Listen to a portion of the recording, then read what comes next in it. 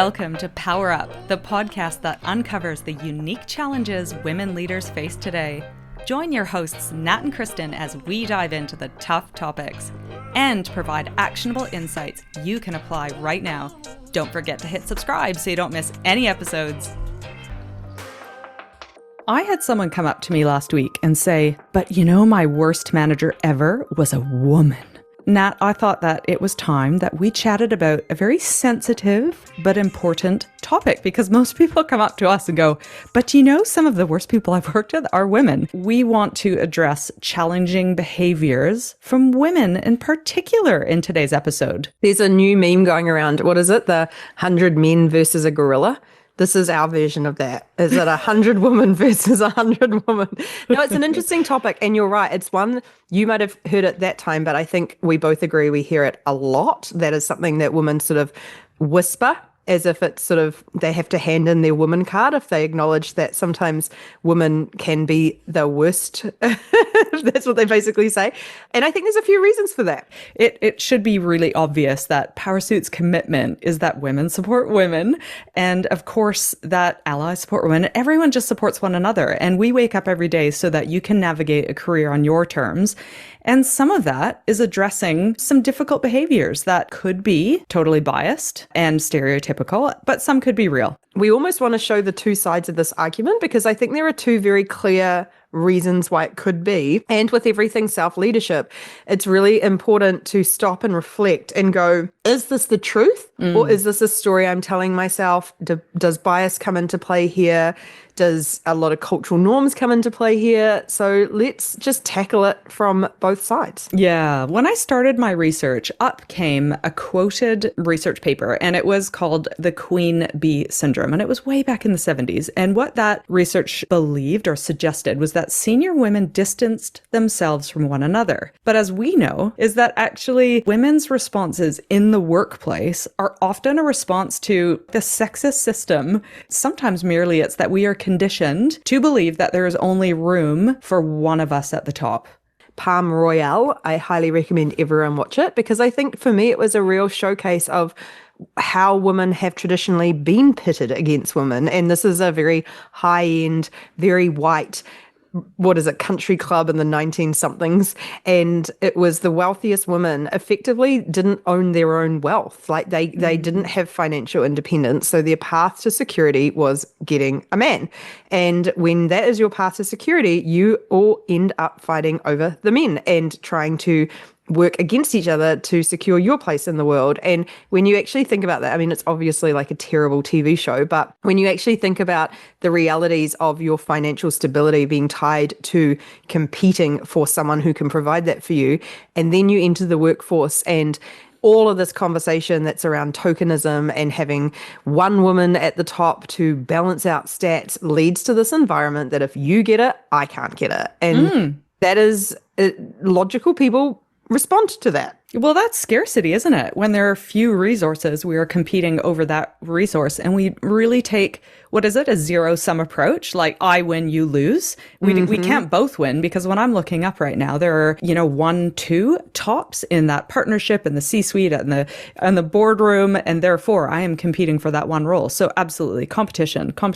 I think the other thing that I've noticed as well is, and we get this actually another question, and I had this posed to me the other day, is how do I maintain my authentic leadership style without having to sacrifice who I am, but also manage to hold my own ground in those really senior leadership rooms where they are more assertive, more dominant, all of those sorts of things. And I think this sort of ties into that, which is if you see this with especially previous generations where there was only room for one woman at the top. And actually, was there even room, or did they have to fight tooth and nail to get there? That if that has been your experience, firstly, you've now embedded that behavior.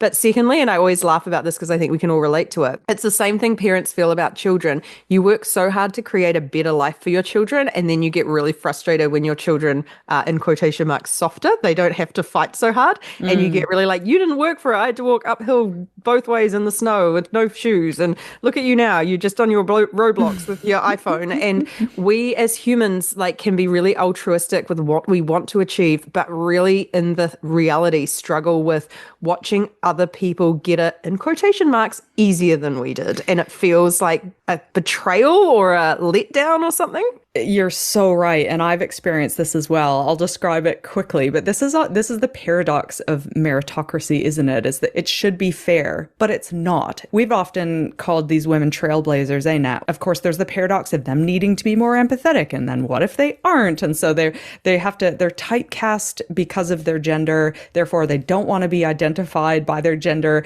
Therefore, they're sometimes really tough. They've had to sacrifice time with their children, probably use all sorts of financial means to get nannies and housekeepers and outsource all sorts of stuff. They've had to take on the mental load of the project management and probably still similar gender roles they've had to navigate with. They've trailblazed, they've broken these ceilings, they create environments that we can come up behind them, but yet when we don't have to do the same things, there's a real sense of bitterness.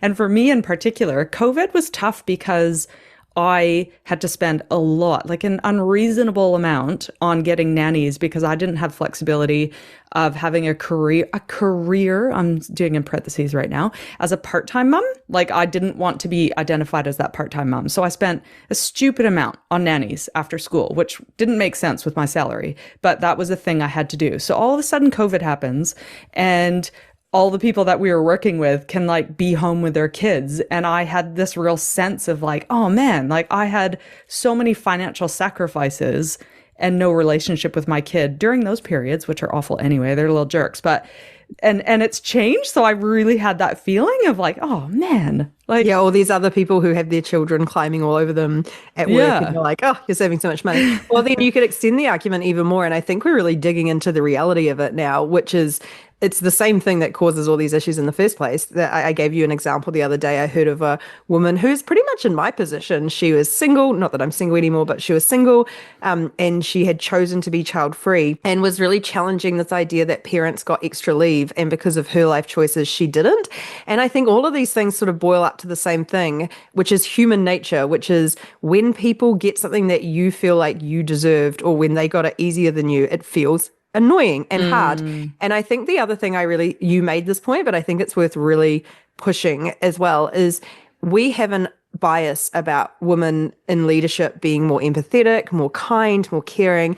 And that is not always true. Not all women are more empathetic and not all women are kind. And I think there is a good argument to say that if you were to somehow, like I say, claw your way up, being really genuine here, if you had the personality type and the leadership style to sometimes get into those positions, you may not be someone who really does identify with that more kind, caring, calm manner. And it's just not you. Like you might not actually even being inauthentic. It's just not your style. You're direct. You're comfortable in environments of high conflict. All of those traits may have been the thing that got you there without having to change who you were. And then you're suddenly faced with this world that equates woman and femininity with all of these softer and caring traits. And I can see why that would be somewhat annoying, and because it's not like you. It would also be a lose-lose for those particular leaders as well, because not only is there an expectation that they should be empathetic and kind, but when they're not and they act like a man, then they're biatches, absolutely villainized. I know someone as well who's pretty senior, and she loves what we do at Powersuit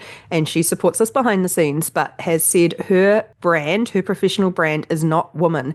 And I thought it was a really interesting challenge because she said, I do not want to have my professional brand being tied to women's rights or women's empowerment, because I want to be known for the things that I'm really good at, regardless of gender. And I think that is also a really relevant line. So I feel like all of this is to say that this is a really complicated issue. And I think even in New Zealand at the moment, we have had a big change to our pay equity laws that was rushed through, fronted by 3 women. And those 3 women have been getting a lot of vitriol and the sense that women who don't support women, what is there's a line about it? Special place in hell. A special place in hell. And that expectation that women should support women and that they're worse for not supporting women than men are, like, that is a bias we all hold too. So like, I think if we want to flip the script as well and go, okay, so that's all true. And all of those factors can come into play, and it is a very real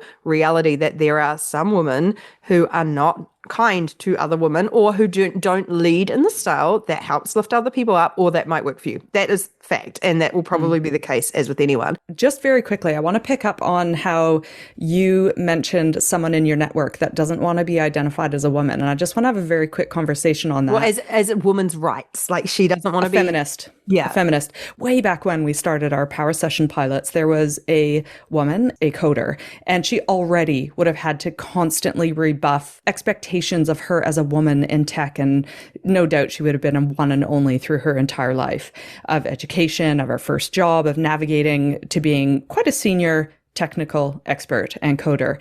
She was like, I don't want to be seen as a woman at all. And that really bugged her, that she felt that maybe people would be tapping her and going, oh, you're going to get the job because we need the woman on the team. And I was thrown because part of it was like, but you are? And you were the first and only. And if you are ever tapped, take the space and prove otherwise. But I just don't know. I had to really reflect on how to have a conversation about that. What are your thoughts? I actually totally align with people who feel like that. And the reason I do is because it is a response, right? Like if gender was, what is it? I'm colorblind to gender. If we lived in a world that was equitable and equal, we wouldn't, I don't think anyone would even be having this conversation. So anyone who doesn't want to align with women's rights or be the token woman, that is a response to probably a whole career filled with underhand and overt challenge about you are only here because you're a woman, and really wanting to push back and go, I just don't even want to have this conversation. I don't want to fight for everyone else. It is not what I signed up for. I just want to get on and do my work. And I think that is absolutely justified. Just because you're a successful woman does not mean it is your job to lift everyone else up. It is a great thing to do. It is what will help us take the world forward, but it is never your responsibility to have to do it. So one of the biggest things, if you want women to stop thinking and acting like that, is the rest of the world has to stop saying you only got the job because you're a woman. Because that is the response, right? Totally. Like if you feel like you earned the right and you get slightly the sense of you think everyone else around you is thinking you got it because of your gender, which by the way is, as you know, completely untrue. You only just had maybe a barrier lowered for you.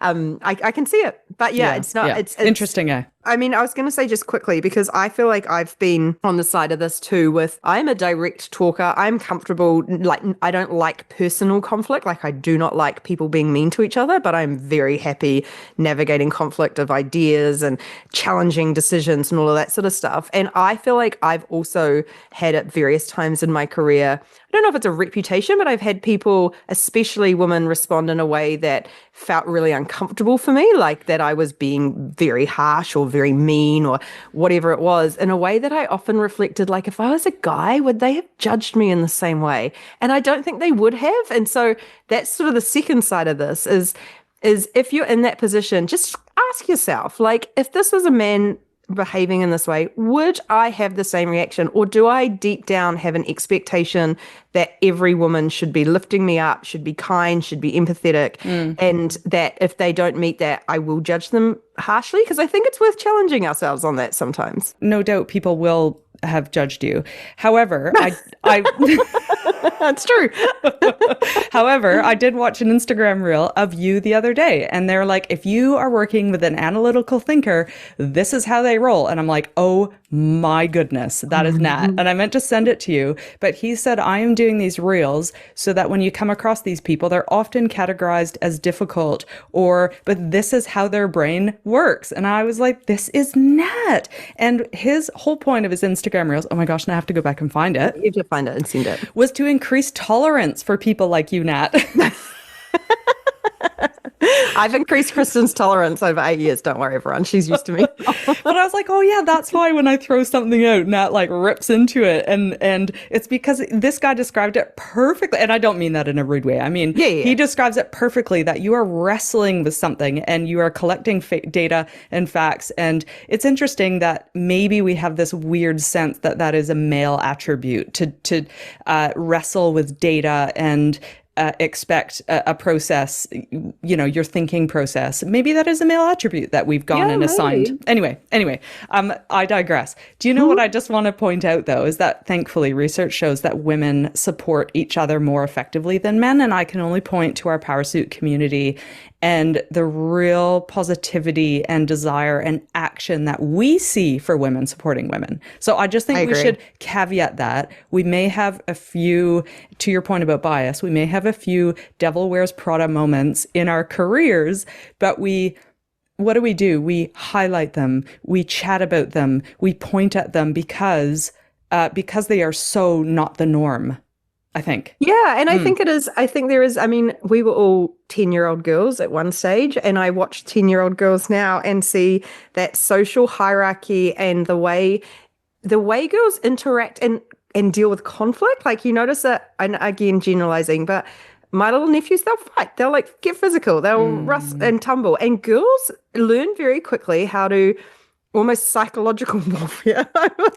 They're And definitely more manipulative at that age. well, yeah, and I just think as well, we have this idea, and I'm a huge fan of thinking about the stories we tell ourselves that, and we've both been absolutely guilty of this, like, especially as we're growing power suit, and we might have like a conversation with another woman that doesn't go the way we thought it would. And we feel this sense of like the immediate gut feel is she's anti us or she doesn't support us. Like there's that immediate response because I don't know why. It's just like ingrained. And then we have to stop ourselves and go, we actually just didn't pitch very well, or like we've just told ourselves this whole story about her attacking us or not supporting us or whatever. I think that's why I just think it's interesting to challenge some of those reactions. And I'm not undermining how awful it is to have a bad manager, and that it doesn't matter what your gender is, there's bad eggs or there's people who don't have the training in order to be a great manager. All of those things are true, and I'm not undermining it. I just think I have noticed with myself, I am probably faster to jump to a conclusion about the motivations behind a woman's behavior than I am with a man. And I think I have been really aware of that, even thinking about this podcast of like, wow, yeah, it's amazing how quickly we can attribute motivational malice to just behavior. And it is worth checking ourselves all the time and going, this is something that's very socially ingrained. So let's like try and challenge that if we can. I love that as a first step, is to challenge and to get curious. Is this a thing? Am I falling into a bias trap? I think that's great. But I know that when I was in Sydney, I had quite a few people coming up to me and saying, I'm really struggling right now. So let's just suggest that they could be dealing with a bad egg that has actually had a really tough time getting to the position in which they're at. Therefore, they could be behaving in a way they think they need to behave at that level. They could be dealing with huge amounts of unrealistic expectations based on their gender. I mean, we are in a system that is probably not working for them. So I think in that instance, using that kind of compassion and again, curiosity, what is it like to be them? How do they need to be successful? What are the hoops that they have to jump through? What are the pressures that I'm not seeing? And to actually start to go down that road as well. I remember even with like romantic relationships, a friend of mine went to therapy, and of course we then share all the information with each other.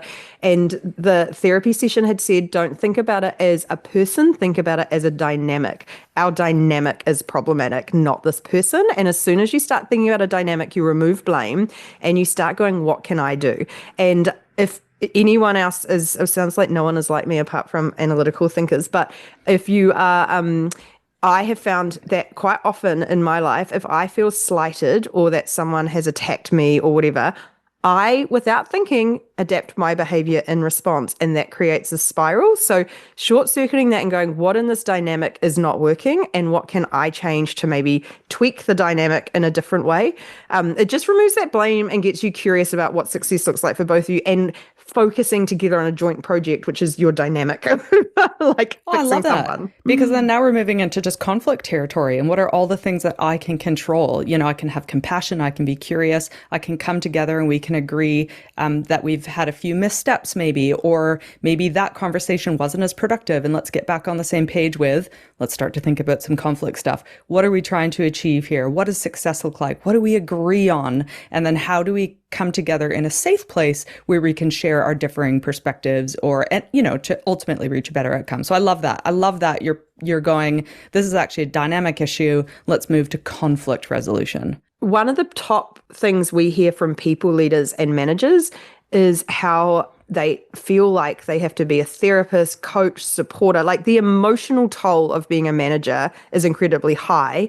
And for different people, it's higher. Like I think we've both been in this position before where you have some team members who are just go, go, go. You get along, you are all focused on work. And then there's other people who go through very real life events and they need a lot more support. And I wonder if that's the other thing to be aware of if you have a manager dynamic like that is, am I bringing my whole self to the table or am I bringing my best self? And I think that kind of, I'm interested to know your thoughts on if and how you think that might fit into some of these, like kind of the sense of my manager is not great. First thing that came to mind for me was actually like menopause, and perhaps Yes. there's a whole sense of that is a really tough time for all of us. And some days my brain doesn't even function, and some people have it way worse than me in terms of moods, and we know that women drop out of the workforce as a result of menopause. So are you suggesting me coming to the table with an appreciation that is possibly what that person is going through, so to moderate my behavior? Or yeah, I think yes, I think empathy goes both ways. And I remember hearing a story once of someone meeting someone very senior in the organization in a running club and were just shocked. Like she was genuinely shocked to hear casually running along that this person had their own challenges and life was, and she just never, because she was like, they're so senior, they must have it all together. And seeing her as a person really helped. But I think as well, sometimes we can have expectations on our manager of how much they should support us. And actually you could get that support from elsewhere, and that, like that stuff adds up as well. So I don't really have a clear answer. It's just two themes that I've kind of seen throughout Powersuit and my life. I love that. And that's where, my last little point was, who is your crew? And we can think about getting your support and the things that you need. And I say that about my partner. I'm like, your marriage is one relationship, if indeed you are in one. And why we have such high expectations of that one partner in my life, our lives, is I'm not sure why we do that, because we really have a crew of people that are helping us navigate life outside of work, as we should with life inside of work. So I think there's absolutely boundaries, there's behaviors that should adhere to, but we don't have to be besties, is what you're suggesting. We need a crew. Your crew should be people who can really challenge you on, like, if you are thinking about how you fix that dynamic or improve it, or how you might tell a different story to yourself, that they should not be people hyping you up in your hatred. I suppose is like, you don't want to just be surrounded by people who jump straight on the bandwagon of that's a terrible person, they're so awful, what a victim you are. You want people who really help you be productive and go, how can I get through this? And if I can't, if this person and our dynamic is so broken that it's causing me so much distress, how do I get out? And just have those people who really do have your back. They're not just there to hype up or jump on a trauma train or whatever. Okay, well, I need the hype people, but do you know who the best, I do once in a while when I feel sorry for myself, but do you know who the best crew is for that other person that you're chatting about, Nat? No. Powersuit. So if you're listening to this right now, do we do that? if you're listening to this right now and you're like, oh my gosh, I need a crew that tells me how to navigate this, gives me constructive next steps in navigating this tough relationship, powersuit.com. It's funny you say that. I'm like, I so agree, because last week I had a call with someone and we were just about to go into a peer coaching session. I was like, come along. She's like, oh, I don't really have time. And I was like, come on, in 10 minutes, jump on. She's like, oh, I'm just not sure. And then at the end of the call, she went, I'm going to turn up. And I was like, great. Also indicated all those excuses were just that. She actually did have the time, and she was just a bit nervous, and that's fair. Totally. And she afterwards was fizzing. She's like, that was exactly what I needed. I spoke to two people who gave me a fresh perspective and insights, and she would never have turned up because she'd have let those little barriers get in the way and think she didn't have enough time or enough energy or whatever. And she was like, it just gave her such a fresh perspective. And I just loved it as an example of how powerful that accountability and support can be. That's right. So check out powersuit.com, learn about our membership, join the network. We'd love to help you because I know there will be all sorts of dynamics going on in your lives right now, which is why you've probably tuned into this episode. We keep this one pretty general because it's just sort of a theme that we're experiencing. But if you have a particular example of a conflict or a workplace breakdown or even a woman behaving badly, we can address that far more detailed without naming names, obviously, in future episodes. So please send them through because this was more just an exploration of this theme, and we'd love your thoughts and your examples too, because we may be completely off base. It's just sort of what we've come up with thinking about this for the last week. Love it. Thanks, everyone. Thanks for tuning in, and we will catch you next time. Have a good one. Bye.